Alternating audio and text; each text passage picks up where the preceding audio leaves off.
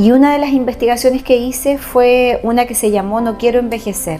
Fue la frase que yo más escuché en la investigación de las millones de personas que fueron parte de este estudio. Cuando yo me empezaba a preguntar por qué decíamos con tanta naturalidad los hispanos que no queríamos envejecer, había diferencias en algunos países.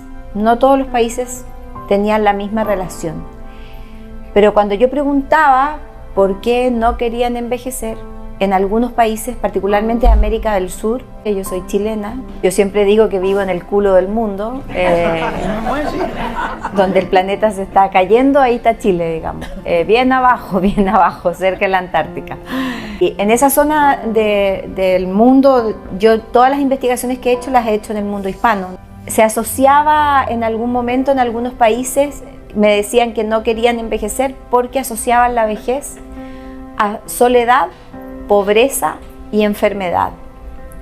Esas eran las tres palabras asociadas. En cambio, habían otros países, como Colombia, por ejemplo, que planteaba la vejez como tiempo libre, sabiduría y experiencia disfrutada. Entonces, cuando se encontraban estas dos visiones tan distintas, empezamos a ver algo que parecía obvio, pero que al final no lo fue tanto, y que tenía que ver con definir qué es ser viejo, cuándo uno es viejo y qué es ser viejo. Y empezaron a aparecer cientos de definiciones. Algunos hablaban de que la vejez llegaba en el momento de la jubilación. Después desechamos esa definición porque había gente que no jubilaba jamás y que por lo tanto seguía trabajando, entonces no se podía calificar desde ahí. Después empezó a haber un criterio de edad que se ha ido moviendo obviamente con el tiempo, donde cada vez yo me encuentro con gente que tiene mucha edad pero que es muy joven, y me encuentro con gente de poca edad que es muy vieja. Por lo tanto, tampoco el criterio de edad era real, porque de hecho hoy día es muy fácil encontrar personas de 30 años que son absolutamente viejas y personas de 80 que son absolutamente jóvenes. Por lo tanto, no tenía que ver con esa definición. Entonces, dentro del curso de la investigación, que duró 4 años, empiezo a escuchar a un hombre colombiano y a una mujer argentina que llegan a encontrar la definición de vejez que la investigación reveló.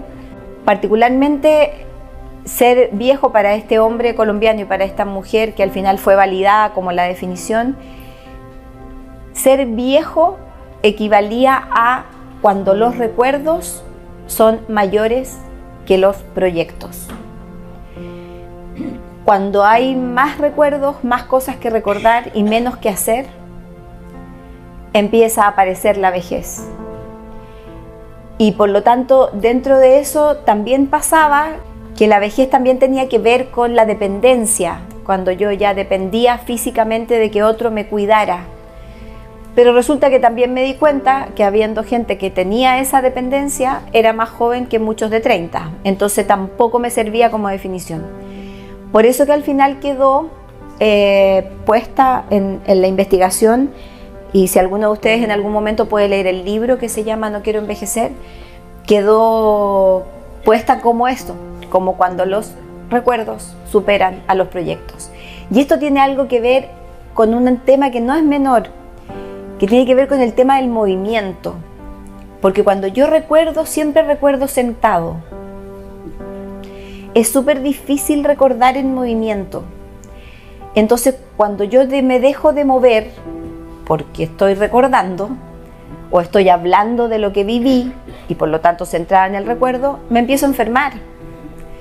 Porque el movimiento corporal, el caminar, el moverse, el bailar, etcétera, al final no solamente es entretenido, sino que es un signo de salud. Yo no envejezco mejor en la medida que me muevo. Si dejo de mover el cuerpo, automáticamente mi capacidad de transitar con un cuerpo físico, emocional y mental sano disminuye. Entonces, ya ahí aparece como el primer o el segundo gran desafío. El primer desafío es tener proyectos. Y ese tener proyectos puede ser que ustedes me digan que quieren comprar algo lindo, un cojín o un cuadrito chiquitito para colocar en su habitación. Y eso ya es un proyecto, porque hay que juntar el dinero para el cuadrito, hay que ver qué color va a tener el cuadrito, hay que ver dónde van a comprar el cuadrito y dónde van a colgar eso y dónde lo van a poner. Eso ya es un proyecto. ¿Por qué? Porque me mantiene activa pensando en algo que me entretiene, que me gusta, que me llena la vida y que desde ahí puedo entonces funcionar desde la alegría.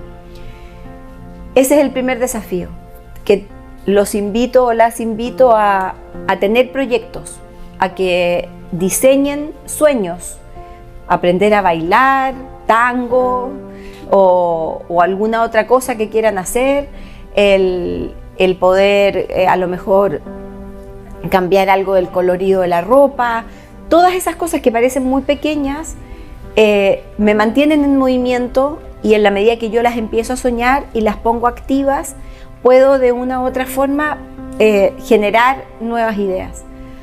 La segunda cosa es ponerse en movimiento, porque mientras más estancados estén, mientras más televisión vean, por ejemplo, van perdiendo salud en la medida que ven más televisión, porque se mueven menos y se quedan fijos.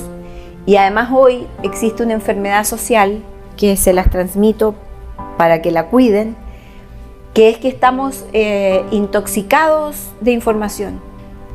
Entonces hoy hay mucha gente sabiendo muchas cosas, estando muy pendientes de saber y tener un montón de información, de noticias que además son todas malas.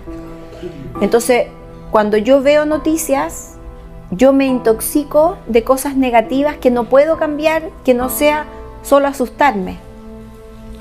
Entonces, mientras más tele veo, mientras más noticias veo, más me asusto. Si me asusto, en mi cuerpo existe una hormona que se llama cortisol, que es la hormona del estrés, que cuando yo activo esa hormona, porque me asusté, la despierto, empieza mi cerebro a producir cortisol, a poco rato andar yo me voy a sentir mal físicamente, porque el cortisol, la función que tiene es enfermarme. Entonces me empiezo a enfermar porque elevé el cortisol y porque enganché con el miedo. Por lo tanto, enganchar con el miedo es algo que no puede pasar. Ustedes no se lo pueden permitir.